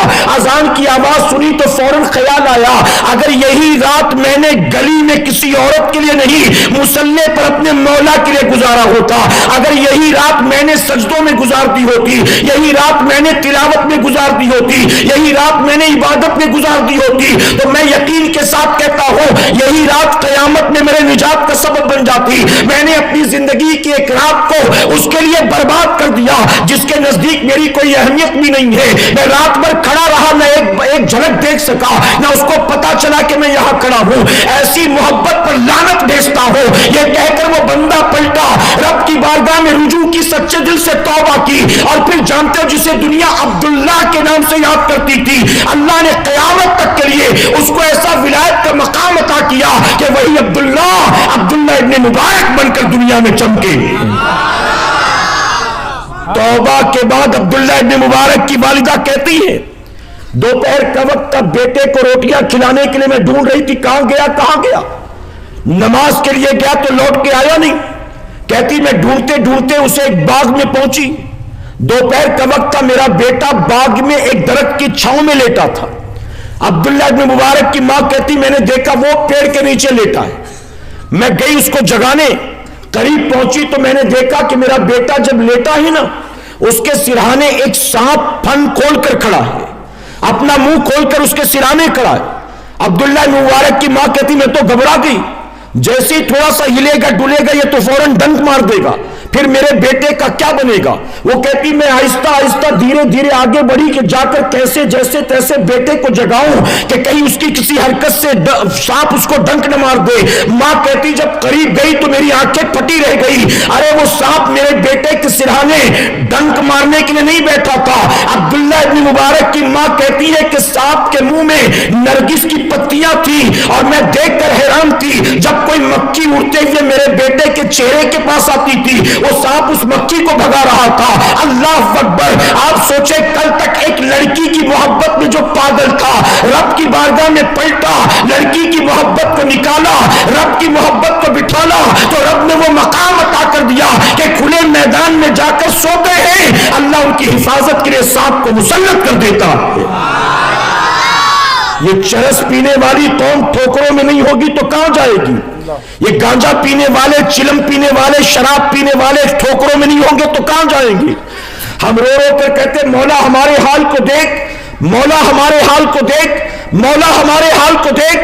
اللہ فرماتا ہے بندے اپنے اعمال تو دیکھ، بندے اپنے اعمال تو دیکھ، جب تک تیرے اعمال اچھے تھے میں نے تجھے عزت عطا کیا تھا، جب تک تیرے اعمال اچھے تھے میں نے تجھے تخت و تاج پر بٹھایا تھا، جب تک تیرے اعمال اچھے تھے میں نے تجھ کو حکمراں اور شہنشاہ بنایا تھا، جب تک تیرے اعمال اچھے تھے میں نے دنیا کو تیری ٹھوکروں میں رکھ دیا تھا، لیکن جب سے تیرے اعمال تباہ برباد ہوئے میں نے تخت سے اتارا ہے، تختے پہ ڈال دیا ہے، میں نے تاج سے اتارا ہے، تجھے ٹھوکروں میں ڈال دیا ہے۔ ہم کہتے مولا ہمارے حال کو دیکھ، اللہ فرماتے اپنے اعمال تو دیکھ۔ میرے پیارے آقا کے پیغمبروں، یہاں اگر کوئی نوجوان ایسا ہے جو نشہ کرتا ہے میں اس سے پوچھتا ہوں، پرسنلی میں اس سے سوال کرتا ہوں، جب ہمارے گھر بچے کی ولادت ہوتی، بیٹا پیدا ہوا تو بتائیے بیٹی کے مقابلے بیٹے کی ولادت پر خاندان میں زیادہ خوشی ہوتی کہ نہیں ہوتی ہے؟ جی، بیٹا پیدا ہوا، ماں نے نہ جانے کتنا درد برداشت کیا ہوگا اس کو پیدا کرنے کے لیے، جب پتا چلتا بیٹا ہوا ہے تو ماں بھی کچھ دیر کے لیے وہ درد بھول جاتی ہے، باپ بھی خوش ہوتا ہے میرے خاندان کا چشم و چراغ آ گیا، دادا بھی خوش ہوتا ہے میرا پوتا آیا، میں دادا بن گیا، میں دادی بن گئی، میں نانا بن گیا، میں خالو بن گیا، میں پھوپھی بن گئی، میں چاچا بن گیا، پورے خاندان میں خوشی کی لہر جھوم پڑتی ہے۔ آپ بتائیے وہی بچہ جس کو ماں نے 9 مہینے تک اپنی کوکھ میں رکھ کر پالا تھا، جس کی خاطر ماں نے کتنی دوائیاں کھائی تھی، ماں نے کتنے کڑوے دوائیوں کے گھونٹ پیے تھے، ماں نے کتنے انجیکشن لیے تھے، باپ نے کتنا پیسہ خرچ کیا تھا، جب 9 مہینے کا عرصہ پورا ہوتا ہے تو ماں اپنی اولاد کی خاطر اپنی جان کو داؤں پر لگا کر اس بچے کو جنم دیتی ہے، اور جب بچہ پیدا ہوتا ہے ماں بڑی ذمہ نہیں ہوتی، اپنے بچے کو 2 سال تک سینے سے لگا کر دودھ پلاتی ہے، اپنے رگوں کے خون کو دودھ میں منتقل کر کے اپنی اولاد کو دودھ پلاتی ہے، بچے کو الٹی ہو تو ماں صاف کرتی ہے، ارے پیشاب کر دے تو لوگ کہتے دیکھ دیکھ پیشاب کر دیا، ارے جس کی الٹی تھوک ناک کو دیکھ کر لوگ بدکتے ہیں ماں اسے دیکھتی ہے تو اپنے ہاتھ سے محبت سے صاف کرتی ہے، بچہ پیشاب کر دے پیخانہ کر دے ماں بھگاتی نہیں ہے، اپنے ہاتھوں سے صاف کرتی ہے، ماں انگلی پکڑ کر چلنا سکھاتی ہے، ماں لقمہ بنا کر کھانا سکھاتی ہے، ماں اس کو توتلی زبان کو بولنا سکھاتی ہے۔ ارے جس ماں نے اتنے ناز و نعم سے اپنے بیٹے کو پالا تھا، اپنی جان کو داؤں پر لگا کر تجھے پیدا کیا تھا، جب یہی لڑکا 20-21 سال کا ہو کر چرسی بن جاتا ہے، یہی بیٹا جب جوان ہو کر گنجیڑی اور افینچی بن جاتا ہے، یہی بیٹا جب شرابی بن جاتا ہے، جب یہی بیٹا رات بھر اپنے ماں باپ کی نیندوں کو تباہ برباد کرتا ہے، تو بتاؤ کیا ماں باپ کو یہ توقع تھی آج جس کی پیدائش پر میں خوشیاں مناتا ہوں کل یہی جوان ہو کر میری راتوں کی نیندیں تباہ کرنے والا ہے، یہی محلے کے لیے ناسور بننے والا ہے، یہی چرسی گنجیڑی افینچی شرابی بننے والا ہے؟ کیا بتاؤ ماں کو یہ توقع تھی؟ اللہ اللہ اکبر. آج میری قوم کا جوان کیا کرتا ہے؟ اچھی طرح سے ایک بات یاد رکھ لینا، فرمایا گیا تمام طرح کے گناہ وہ گناہ ہیں جن کی سزا اللہ آخرت میں دے گا، لیکن ماں باپ کا دل دکھانا، اپنے ماں باپ کو رلانا، اپنے ماں باپ کو ستانا، یہ وہ گناہ ہے. آقا فرماتے جس کی سزا اللہ آخرت کے ساتھ ساتھ دنیا میں بھی دینے والا ہے. ارے شراب کے چکر میں، دوستی یاری کے چکر میں، چرس چلم گانجے افیم کے چکر میں اپنے ماں باپ کو رات رات بھر جگانے والوں، اپنی بوڑھی ماں کو رلانے والوں، اپنے باپ کی جیب سے پیسے چرانے والوں، کل ذرا سوچو جب تم بوڑھے ہو جاؤ گے اور تمہارے گھر میں تمہاری اپنی اولاد جوان ہوگی اور تم نے اپنے ماں باپ پر جو ظلم کیا ہے تمہاری اپنی اولاد سود کے ساتھ وہ واپس لینے والی ہے. تب تمہیں احساس ہوگا کہ باپ کس کو کہتے ہیں، تب تمہیں پتا چلے گا کہ ماں کس کو کہتے ہیں. اے سرکار مدینہ علیہ الصلوۃ والتسلیم کے پیروانوں، ایک لڑکا دوستی یاری کے چکر میں بری صحبت میں پڑھ کر اگر نشاور چیزوں کا عادی بن جاتا ہے تو جانتے ہیں انجام کیا ہوتا ہے. نشہ کرنے والا نہ ماں کی عظمت کو جانتا ہے، نہ باپ کے مقام کو جانتا ہے، نہ بھائی بہن کا احترام کرتا نظر آتا ہے. آخر ان چیزوں کو حرام کیوں قرار دیا گیا ہے؟ میرے پیارے آقا علیہ الصلوۃ والتسلیم کے پیروانوں، آدمی ہوش و حواس میں رہتا ہے تو اس کو احساس ہوتا ہے کہ کیا صحیح ہے کیا غلط ہے، لیکن ایک انسان جب نشہ کر لیتا ہے کیا اس کو اس بات کا احساس ہوتا ہے کہ کیا صحیح ہے کیا غلط ہے؟ اللہ اکبر. ایک لڑکے نے اپنی 70 سالہ بوڑھی ماں کا قتل کیا، اپنی ماں کا مرڈر کیا، اور ماں کا قتل کرنے کے بعد گھر سے نکل کر گیا، شراب کے اڈے پر بیٹھ کر شراب پینے لگا. اڑوسیوں پڑوسیوں نے پولیس کو خبر دی، پولیس والے آئے، اس کے بیٹے کو تلاش کرنے کے لیے نکلے کہ کہاں گیا، پتا چلا کہ فلاں شراب کے اڈے پر ہوگا، وہیں جاتا ہے ہر رات. پولیس والے وہاں پہنچے، دیکھا تو بیٹا شراب پی رہا تھا، ماں کا قتل کر کے آیا اطمینان سے شراب. پولیس نے گرفتار کیا، لے گئے، رات بھر مارا پیٹا، نشے میں تھا. صبح جب نشہ اترا پولیس والوں نے کہا کہ تو نے اپنی ماں کا مرڈر کیوں کیا؟ اخبار میں یہ خبر آئی تھی. تو جانتے ہو کیا کہتا ہے؟ وہ کہتا ہے کہ میرے بچپنے میں ہی میرا باپ مر گیا تھا، میری ماں نے دوسروں کے برتن مانج کر، کپڑے دھو کر، جھاڑو پوتا کر کے مجھے پالا، اور میں ماں کے لاڈ پیار میں، ایک ہی بیٹا تھا، کوئی اور گھر میں تھا نہیں، ماں کے لاڈ پیار میں میں اتنا خراب ہو گیا کہ مجھے برے دوستوں کی صحبت مل گئی، اور برے دوستوں کی صحبت کی وجہ سے میں شراب کا عادی بن گیا. روزانہ ماں سے پیسے لیتا، خود بھی پیتا، دوستوں کو بھی پلاتا. کبھی میرے پاس نہ ہوتا تو دوست مجھے پلاتے، دوسرے دن بدلے میں میں پلاتا. اسی طرح سے روزانہ کا معمول، کبھی ماں سے جھوٹ بول کر پیسے لیتا، کبھی ماں کی جیب سے چرا لیتا، کبھی جبرن لڑ جھگڑ کر لیتا. کل رات جب میں نے ماں سے شراب پینے کے لیے پیسے مانگے تو میری ماں نے کہا آج تو چاہے جو کر لے میں تجھے پیسہ نہیں دوں گی. میں نے کہا کہ ماں مجھے طلب ہو رہی ہے، میں اگر نہیں پیوں گا نا تو مجھ سے کچھ بھی ہو جائے گا الٹا سیدھا، مجھے طلب ہو رہی ہے، تھوڑا سا پینا ہے، دے پیسہ. ماں نے کہا تو چاہے جو کرے میں نہیں دوں گی. اس نے بڑا سمجھایا بجھایا، ماں نہیں مانی، یہاں تک کہ ماں سے تو طلاق ہونا شروع ہوا. وہ شرابی کہتا ہے کہ جب ماں سے جھگڑا ہوا تو میری ماں نے یہاں تک کہہ دیا آج تو چاہے میرا مرڈر کر دے تو بھی تجھ کو پیسہ نہیں دوں گی، آج تو جو مجھے مار ڈالے گا تو بھی پیسہ نہیں دوں گی. جب ماں نے یہ کہا تو میں نے کہا ٹھیک ہے، پھر اگر آج تو پیسہ نہیں دے گی تو تیرا جی کر فائدہ کیا ہے، میں تجھے مار ہی دیتا ہوں. وہ کہتا ہے میں کچن میں گیا، چاقو لے کر آیا، اور میں نے کہا یہ چاقو دیکھ رہی ہے نا، اب پیسہ دے گی کہ نہیں دے گی؟ تو میری ماں نے کہا تو مار دے گا تو بھی نہیں دوں گی. میں نے کہا ٹھیک ہے دیکھ میں تجھے سمجھاتا ہوں، دے دے ورنہ مار دوں گا. میری ماں نے کہا نہیں دوں گی. پھر کہتا میں نے اپنی ماں کو مارنا شروع کر دیا، اپنی ماں کو مارا، جب وہ گر گئی زمین پر میں نے پیسے نکالے اور شراب پینے کے لیے چلا گیا.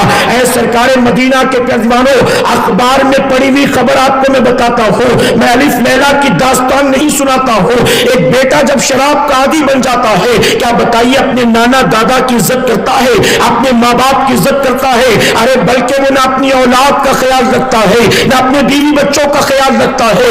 آپ نے سنا یونس رضوی صاحب تھے, میں بھی کئی بمبئی کے رکشہ چلانے والوں کو جانتا ہوں. رکشہ چلانے کے بعد ان کی بیویاں شکایت کرتی ہیں, میرے شوہر کو اگر دن بھر رکشہ چلانے کے بعد 300-400 روپے مل جاتے ہیں تو 300-400 روپے جیسے اس کو ہاتھ لگتے ہیں وہ ماں کی دوا کی فکر نہیں کرتا. 32 سال کی گھر میں بوڑھی ہوتی بہن کے ہاتھ پیلے کرنے کی فکر نہیں کرتا. 8 مہینے سے بچوں کی فیس نہیں بھری اس کی فکر نہیں کرتا. الیکٹرک کے بل کی فکر نہیں کرتا. گھر کے سلنڈر کی فکر نہیں کرتا. راشن پانی کی فکر نہیں کرتا. جیسے ہی 4 پیسے ہاتھ لگتے ہیں وہ فوراً شراب کے اڈے پہ چلا جاتا ہے, اور جب تک پورے پیسے ختم نہیں ہوتے ہیں تب تک وہ آٹو نکالتا بھی نہیں ہے, پھر سے کمانے کو جاتا بھی نہیں ہے. اے سرکار مدینہ علیہ الصلوۃ والتسلیم کے پیروانوں, حضور اکرم صلی اللہ علیہ وسلم نے فرمایا اگر کوئی بندہ شراب کا ایک قطرہ اپنے حلق کے نیچے اتارتا ہے اور بن توبہ کیے مرتا ہے تو جانتے اس کا انجام کیا ہوگا؟ اللہ اکبر. فرماتے ایک قطرہ, پوری بوتل کی بات نہیں ہو رہی ہے, ہر رات پینے کی بات نہیں ہو رہی ہے. ایک قطرہ کسی نے پی لیا, اس کے بعد غلطی کا احساس ہوا, توبہ کر لی, اللہ معاف فرمائے گا. اللہ نے بڑے سے بڑے ڈاکوؤں کو معاف کر دیا ہے, اللہ نے بڑے سے بڑے سود خوروں کو معاف کر دیا ہے, اللہ نے بڑے سے بڑے زانیوں شرابیوں کو معاف کر دیا ہے. لیکن جس نے ایک قطرہ پیا اور بن توبہ کیے مرا اس کی سکرات کا عالم کیا ہوگا؟ حضور اکرم صلی اللہ علیہ وسلم فرماتے جب موت کا فرشتہ اس کی روح کو قبض کرنے کے لیے آئے گا تو اس کا حلق جو ہے پیاس کی وجہ سے سوکھ کر کانٹا بن چکا ہوگا. نبی کریم صلی اللہ علیہ وسلم نے فرمایا اس انسان کے پیاس کی شدت اور کیفیت ایسی ہوگی اس وقت اگر دنیا کے سارے سمندر بھی اس کے منہ میں انڈیل دیے جائیں تب بھی وہ دنیا سے پیاسا ہی بڑھے گا. اے سرکار مدینہ کے پیروانوں, جانتے اس وقت کا حال کیا ہوگا؟ اکثر علماء نے لکھا, حدیث شریف میں بھی آتا ہے جو بندہ شراب پیتا ہے اس کا خاتمہ ایمان پر نہیں ہوگا. اور وہ کیسے؟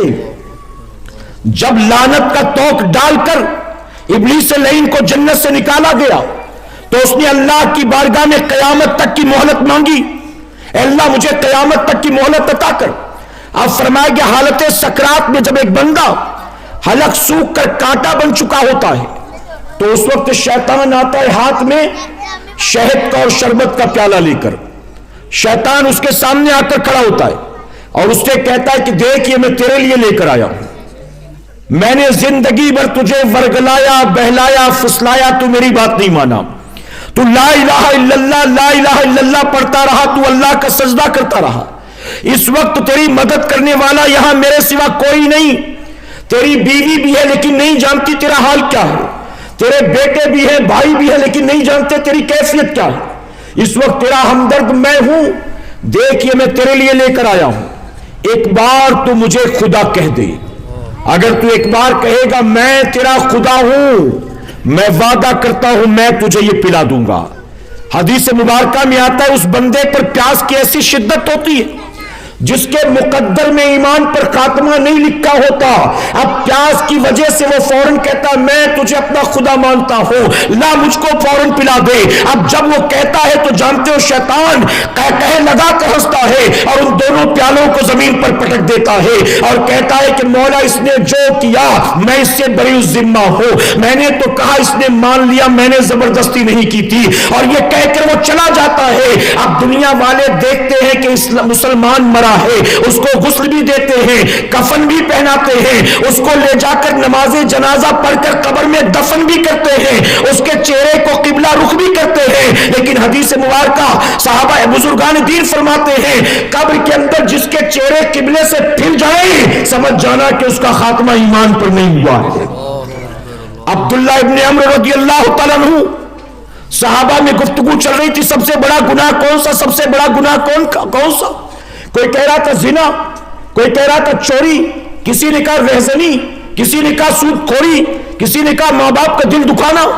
حضرت عبداللہ ابن عمرو رضی اللہ عنہ فرماتے ہیں میرے نزدیک شراب پینا سب سے بڑا گناہ ہے. لوگوں نے کہا یہ کیسے؟ انہوں نے کہا میں اپنی طرف سے نہیں کہتا, حضور کا فرمان ہے. لوگوں نے کہا اس کا ثبوت کیا ہے؟ تو کہتے مجھے باندھ دو, کسی شرابی کو مرنے کے بعد مجھے باندھ دینا اور اس شرابی کو لے جا کر قبر میں دفن کرنا, اس کے چہرے کو قبلہ رخ کرنا, اس کے بعد واپس آنا، 2 رکعت نماز ادا کرنا اور پھر پلٹ کر جانا، میں گارنٹی دیتا ہوں اس مردے کی قبر کو دوبارہ کھول کر دیکھنا، اس کا چہرہ قبلے سے پھر چکا ہوگا۔ کہتے یہ اس بات کی گارنٹی ہے کہ اس کا خاتمہ ایمان پر نہیں ہوا، دنیا نے سمجھا مسلمان مرا۔ آقا فرماتے ہیں ایسی پیاس کی شدت ہوگی، دنیا کے سارے سمندر بھی منہ میں انڈیل دیے جائے تو بھی پیاسا مرے گا، اور جب جہنم میں جائے گا تو جہنم میں حال یہ ہوگا کہ وہاں بھی پیاس کی شکایت کرے گا، التش التش، مجھے پیاس لگی ہے، مجھے پیاس لگی ہے۔ پھر حدیث مبارکہ میں آتا ہے کہ جہنمی کی کھوپڑی میں جہنمیوں کے جسموں سے بہنے والا خون اور پیپ بھر کر اس شرابی کو پینے کے لیے دیا جائے گا۔ اور ایک حدیث مبارکہ میں حضور اکرم صلی اللہ علیہ وسلم نے فرمایا جہنمی کی کھوپڑی میں فاحشہ عورتوں کی شرمگاہ سے بہنے والا خون جمع کر کے اس کو پینے کے لیے دیا جائے گا۔ پیاسا ہوگا، کھوپڑی کو ہاتھ میں لے گا، جیسے منہ کے قریب کرے گا بدک جائے گا، یہ کیا ہے؟ پیاس لگی ہے، پانی دے دو، پانی یہ کیا دیا تم نے؟ فرشتے کہیں گے زمین پر تو نے اللہ کی حرام کردہ چیز کو پیا تھا، اب تجھے یہاں پانی نہیں ملے گا، پینا ہے تو تجھے یہی پینا پڑے گا۔ حدیث مبارکہ میں آتا اتنا پیاسا ہوگا کہ مجبوراً اسی کو اپنے منہ کے قریب کرے گا، اس کھوپڑی کے اندر موجود خون اور پیپ ایسا ابل رہا ہوگا، اپنی گرمی کی وجہ سے ایسا کھول رہا ہوگا، جب منہ کے قریب کرے گا تو اس کے چہرے کی جلد جل کر جو ہے اس کی سکن جل کر اس کے اندر گر جائے گی، اور جب وہ منہ کے اندر اس کو داخل کرے گا تو فرمایا گیا کہ منہ میں داخل کرنے کے بعد وہ ساری چیزیں اس کے ہاتھ وغیرہ کو لے کر پیچھے کے مقام سے باہر نکل جائے گی۔ آج شادیوں میں میں نے مسلمان لڑکوں کو ناچتا ہوا دیکھا شراب پی کر۔ برا مت ماننا میری قوم کے جوانوں، اللہ کے ولی کا عرس ہو اور سندل نکلا ہو، کسی علاقے سے سندل جا رہا ہو، میں نے بامبے میں اپنی آنکھوں سے یہ دیکھا ہے، سندل کے آگے آگے جو ہاتھ میں یوں رومال لے کر، ہاتھ میں یوں ریبن لے کر لڑکے جا رہے ہوتے ہیں، اگر آپ جا کر دیکھیں تو پتا چلے گا سندل میں نکلے ہوئے وہ لڑکے بھی more than 50% کسی نہ کسی چیز کا نشہ کیے ہوں گے۔ کوئی بٹن کھا کر نکلتا ہے، کوئی وائٹنر سونگ کر نکلتا ہے، کوئی شراب پی کر آتا ہے۔ بتائیے غلط تو نہیں کہہ رہا ہوں میں؟ ابھی غریب نواز کے عرس پاک کی تاریخ آئے گی، چھٹی شریف کے موقع پر ہندوستان کے مختلف علاقوں سے لوگ پہنچتے ہیں اجمیر شریف۔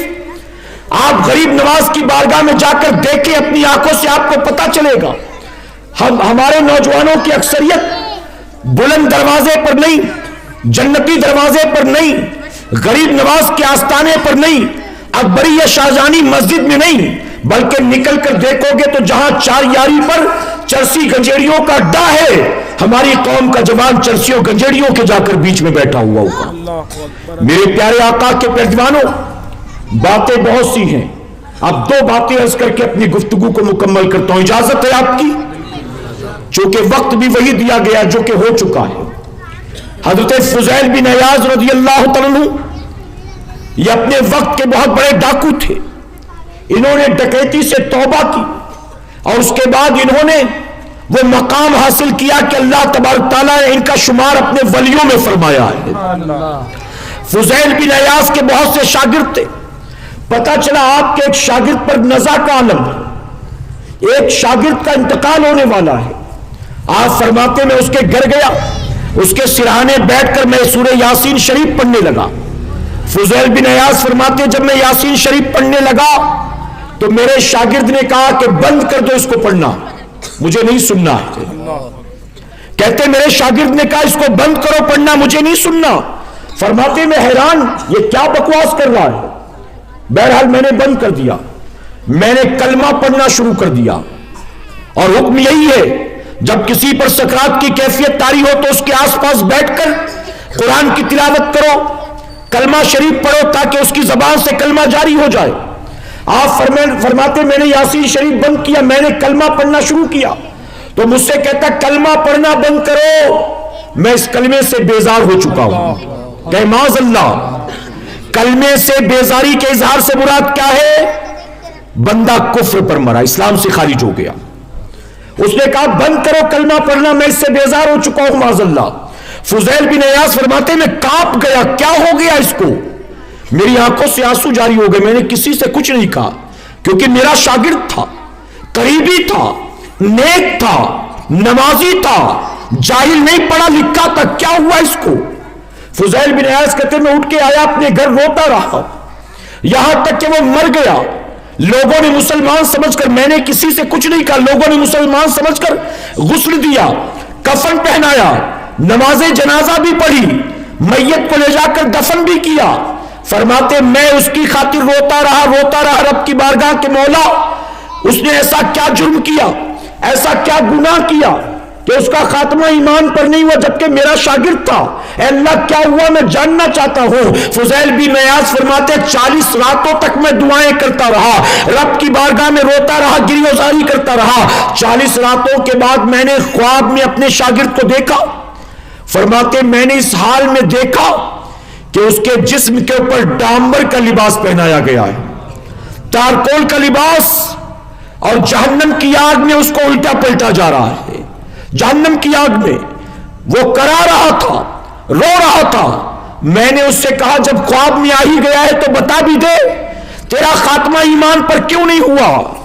اب سنو چرس پینے والوں، کتا گولی لینے والوں، ایم ڈی استعمال کرنے والوں، ہیروئن اور براؤن شوگر استعمال کرنے والوں، سنو فضیل بن عیاض کے شاگرد نے کیا کہا؟ وہ کہتا ہے حضور دراصل بات یہ تھی، مجھے ایک ایسی بیماری لاحق ہو گئی تھی جس بیماری کے علاج کے لیے میں در در بھٹکتا رہا، لیکن میری بیماری کا علاج کوئی نہ کر سکا۔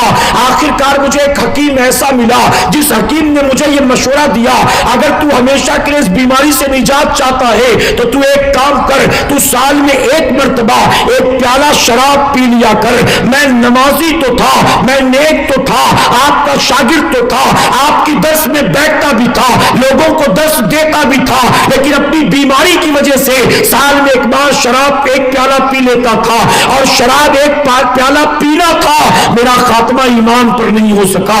اللہ اکبر! آپ سوچے جو بیماری کے علاج کے طور پر سال میں ایک بار ایک پیالہ شراب پیتا ہو، جب فضیل بن عیاض کا شاگرد ہو کر اس کا خاتمہ ایمان پر نہیں ہوتا تو چرسیوں گنجیڑیوں تمہارا کیا بنے گا؟ شراب پینے والوں تمہارا کیا بنے گا؟ ماں باپ کے باغیوں تمہارا کیا بنے گا؟ اپنے دوستی یاری کے چکر میں اپنی مردانگی ظاہر کرنے کے لیے، کسی انسان کو خوش کرنے کے لیے جو تم اللہ رسول کی نافرمانی کرتے ہو، ذرا سوچو تمہارا کیا بنے گا؟ اے سرکار مدینہ علیہ الصلوۃ والتسلیم کے ترجمانوں، اچھی طرح سے اس بات کو ذہن میں محفوظ کر لے، جس چیز کو اللہ اور اس کے رسول صلی اللہ علیہ وسلم نے حرام قرار دے دیا ہے اس میں سوائے نقصان کے کبھی نفع نہیں ہو سکتا ہے۔ اگر اللہ اور اس کے رسول نے کہا شراب حرام ہے، اب بتائیں شراب میں کبھی کوئی فائدہ ہو سکتا ہے؟ بلکہ میرے آقا صلی اللہ علیہ وسلم نے شراب کو ہر برائی کی جڑ قرار دیا ہے، آپ نے ہر برائی کی ماں قرار دیا ہے شراب کو۔ میرے پیارے آقا علیہ الصلوۃ والتسلیم کے پیروانوں، اس شراب کی وجہ سے انسان کا صرف جسم ہی تباہ برباد نہیں ہوتا، بلکہ شراب کی وجہ سے اس کی گھر کی فیملی لائف بھی تباہ برباد ہو جاتی ہے، اس کے بچوں کا فیوچر اور کیریئر بھی تباہ برباد ہو جاتا ہے، میاں بیوی کے تعلقات بھی تباہ برباد ہو جاتے ہیں، اس انسان کا معاشرے میں رہنا جو ہے لوگوں کے لیے پریشانی مصیبت کا سبب بن جاتا ہے۔ ایک آدمی جب نشاور چیزوں کا عادی بن جاتا ہے، اپنے جسم کو تباہ برباد کرنے کے ساتھ ساتھ اپنی دنیا اور آخرت کو بھی وہ تباہ برباد کر لیتا ہے۔ اے سرکار مدینہ کے پیروانوں، ارے صوفیہ تو فرماتے ہیں شرابی کو سلام کرنا بھی حرام ہے، شرابی سے دوستی یاری کرنا بھی حرام ہے، شرابی کے ساتھ بیٹھ کر کھانا کھانا بھی حرام ہے۔ آپ نبی کا فرمان تو سن لیں، میرے آقا نے فرمایا ہے اگر کوئی کافر کو شراب پلاتا ہے یہ بھی حرام ہے، اگر بچے کو شراب پلاتا ہے یہ بھی حرام ہے، اگر علاج کے طور پر شراب پی جاتی ہے یہ بھی حرام ہے، بلکہ فرمایا کافر کو اور بچے کو اگر تم شراب پلاتے ہو تو اس شراب پلانے کا بوال بھی تمہارے نام اعمال میں لکھا جائے گا۔ بلکہ میرے آقا نے یہاں تک فرما دیا جس دسترخوان پر شراب رکھی جاتی ہو اس دسترخوان پر مت بیٹھو۔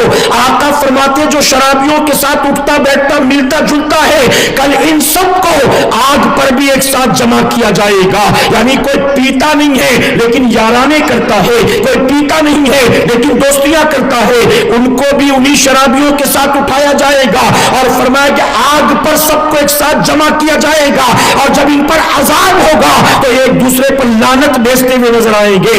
अल्लाह हमें और आपको सच्ची तौबा करने की तौफीक अता फरमाए। मेरे प्यारे आका अलैहिस्सलातु व तस्लीम के प्यारवानों, कभी कभी मैं कहता हूं आप थके तो नहीं ना? आखिरी बात अर्ज करता हूं, इजाजत है आपकी? हम लोग दिल पर हाथ रखकर बताए, यजीदी लोग हैं कि हुसैनी लोग हैं? जी, हुसैनी लोग हैं। इमाम हुसैन की तारीख मनाने वाले हम, इमाम हुसैन के नाम पर महफिलें सजाने वाले हम, इमाम हुसैन के नाम पर सबील लगाने वाले हम, इमाम हुसैन के नाम पर खिचड़ा पकाने वाले हम, इमाम हुसैन के नाम का नारा लगाने वाले हम यजीद पर लानत भेजते हैं, हम हुसैन से मोहब्बत करते हैं। अब दिल पर हाथ रखकर दूसरे सवाल का जवाब दो, शराब पीना हुसैन का काम है कि यजीद का काम है?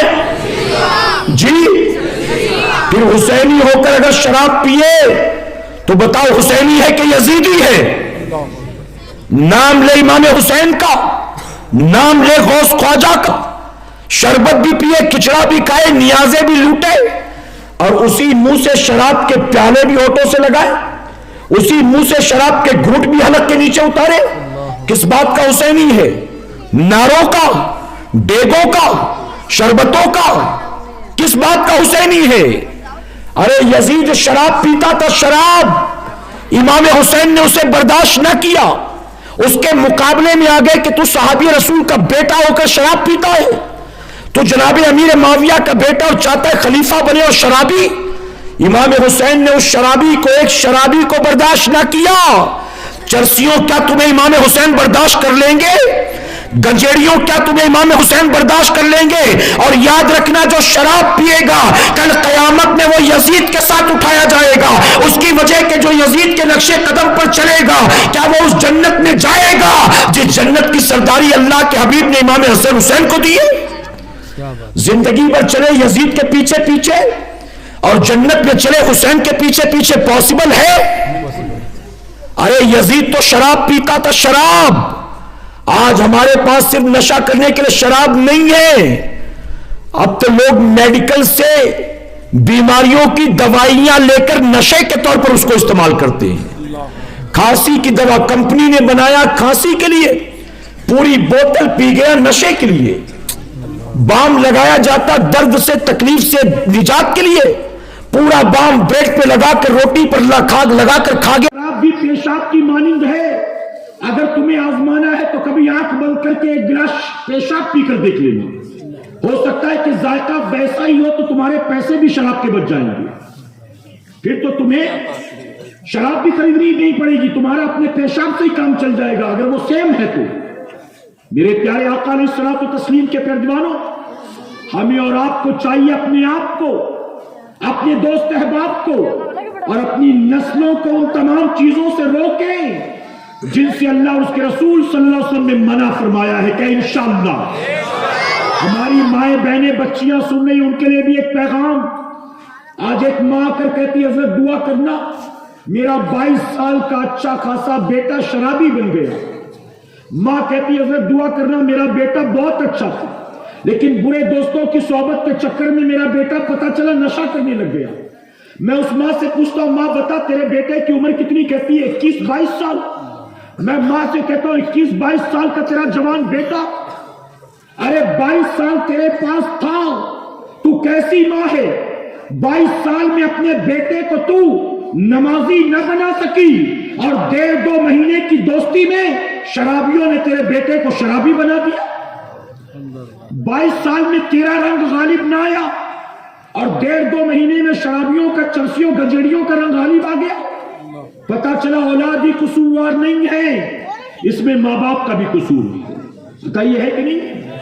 माँ बाप की अपनी गलती है, औलाद की हर ख्वाहिश को पूरा करना ये माँ बाप की जिम्मेदारी नहीं है। हराम, हलाल, जायज, नाजायज जो मांगे दो। जीन्स 6 जगह से फटी हो, मांग रहा है तो दिला दो। औकात नहीं है, 28-30 हजार का मोबाइल मांग रहा है तो दिला दो। अपनी जेब में कुछ नहीं है, उसको पॉकेट मनी दो, उसका रिचार्ज करा दो। बाप ने जिंदगी भर साइकिल नहीं खरीदी, बेटा लड़ता झगड़ता है तो लोन लेके बाइक दिला दो। हर जायज नाजायज ख्वाहिशात को पूरा करके अपनी औलाद को तुमने खुद जहन्नम के रास्ते पर डाला है। ऐ सरकारे मदीना अलैहिस्सलातु तस्लीम के मेहमानों, याद रखो, आपका बेटा हो या बेटी हो, अगर उसका इखलाक खराब होता नजर आता है, उसका किरदार खराब होता नजर आता है, अगर छोटी छोटी बात पर वो गुस्सा होने लगता है, अगर छोटी छोटी बात पर जबान दराजी करने लगता है, फौरन अपनी औलाद पर पकड़ मजबूत कर लो। बुरे दोस्तों की सोबत में तो उठता बैठता नहीं है। कॉलेज में इसका फ्रेंड सर्कल कौन सा है, स्कूल में इसका फ्रेंड सर्कल कौन सा है, आखिर इसने जो कभी उफ तक नहीं बोला था, आज जबान खोलने की हिम्मत कैसे हो गई? जो मेरे सामने ऊपर बैठता नहीं था, आज मेरी बराबरी में बैठने की जरूरत कैसे हो गई? अपने चाचा मामू दादा को जो सलाम करता था, आज उनको देखकर चेहरा फेर कर जाने की हिम्मत कैसे हो गई? औलाद के अंदर जरा भी तब्दीली आए, फौरन पकड़ को मजबूत कर लो। आज हमारा हाल ये है, माँ बाप को पता है शबे मिराज है, शबे बरात है, शबे कद्र है, अगर बेटा बाइक लेकर गया है तो कहां गया होगा? आवारा गर्दी कर रहा होगा। अगर मोहल्ले में कहीं डांडिया हो रहा है और बेटा रात भर गायब है, पता है कहां गया होगा। अगर 31 की नाइट है, बेटा नहीं है, पता है कि कहां गया होगा। लेकिन माँ बाप की इतनी औकात नहीं रही आज के जमाने में अपनी औलाद पर वो पकड़ मजबूत कर सके। तो बताओ, सारी जिम्मेदारी औलाद की है, माँ बाप की कोई जिम्मेदारी नहीं। अब तो एक नया ट्रेंड चला, मुसलमानों की गलियों में रात के 12 बजे लड़के जमा होते हैं, किसी बाइक पर केक रखकर, किसी कार के बोनेट पर केक रखकर बर्थडे सेलिब्रेट कर रहे होते हैं। बताइए, देखा कि नहीं देखा आपने? नाचना गाना हुड़दंग मचाना, आज इसका बर्थडे, कल उसका बर्थडे, परसों इसका बर्थडे, गली कूचों में जमा होकर। अरे कल तक बर्थडे का केक काटते थे तो छुरी चाकू से, तो तलवार लेके निकलते। इतनी तरक्की कर गए हमारी कौम के जवान के, तलवार लेकर बर्थडे का केक काटता है। हमारी आबादी में कई गरीब बच्चे ऐसे होंगे जिनका बाप उनको साल भर में एक बार भी केक खिलाने की हैसियत नहीं रखता, लेकिन हमारे जवानों का बर्थडे जब होता है तो 500, 800, 1200, 1500 का केक खुशी के मौके पर काट कर खिलाते खाते नहीं है, एक दूसरे के मुंह पे लगा देते। कहीं गरीबों को साल भर मैसर ना हो और कहीं पूरा का पूरा बर्बाद किया जाए। कहां जा रही हमारी कौम? अगर आज भी हमने रुजू नहीं किया, आज भी हमने तौबा नहीं की, तो याद रखे जहां हम खड़े हैं ना, हमारी नस्लें किस तबाही बर्बादी के दहाने पर जाकर गिरेंगी, हम इसका अंदाजा नहीं लगा सकते। आज हिंदुस्तान के कई इलाकों में हम जाते हैं, पता चलता है यहां पर हमारी पूरी डिस्ट्रिक्ट में 110 मस्जिदें, तवज्जो है ना? हमें कहते हमारे पूरे डिस्ट्रिक्ट में, पूरे जिले में 110 मस्जिदें हैं। हम पूछते 110 मस्जिदों में हमारी मस्जिदें कितनी? तो कहते एक है, एक, और वो भी एक हमने अभी बनाया, 2 साल हो गए। क्यों? क्योंकि हमारे पास तो एक मस्जिद भी ऐसी नहीं थी जहां जाकर जुमा पढ़ सकते। हमको जुमा पढ़ने के लिए भी यहां वहां 20, 25, 40 किलोमीटर दूर जाना पड़ता था। हम उससे पूछते ये 110 मस्जिदें किसकी हैं? तो जवाब मिलता है ये सारी अपनी ही थी, लेकिन एक एक करके हमारे हाथ से निकल गई। हमारी कौम कहां जा रही है? अल्लाह अपने महबूब पाक के सदके हमें आपको सबको होश के नाखून लेने और सच्ची तौबा करने की तौफीक अता फरमाए। मेरे प्यारे आका अलैहिस्सलातु तस्लीम के पैगंबरों, दरमियाने गुफ्तगू मुझसे जाने अनजाने में कोई गलती खामी रह गई, आप सबको गवाह बनाकर सच्चे दिल से तौबा करता हूँ। रब मेरी तौबा कबूल फरमाए और हमारी इस महफिल पाक को मेरा करीम कयामत में हमारे लिए, हमारे वालिदैन के लिए बख्शिश और निजात का जरिया बनाए। मेरे प्यारे आका के पैगंबरों, मुझे हुक्म दिया गया और 2-3 मिनट आपका लेना चाहूंगा, इजाजत है आपकी? नशे के लिए इस वीडियो को शेयर जरूर कीजिए, हो सकता है आपके एक शेयर से ये बात किसी के दिल में उतर जाए।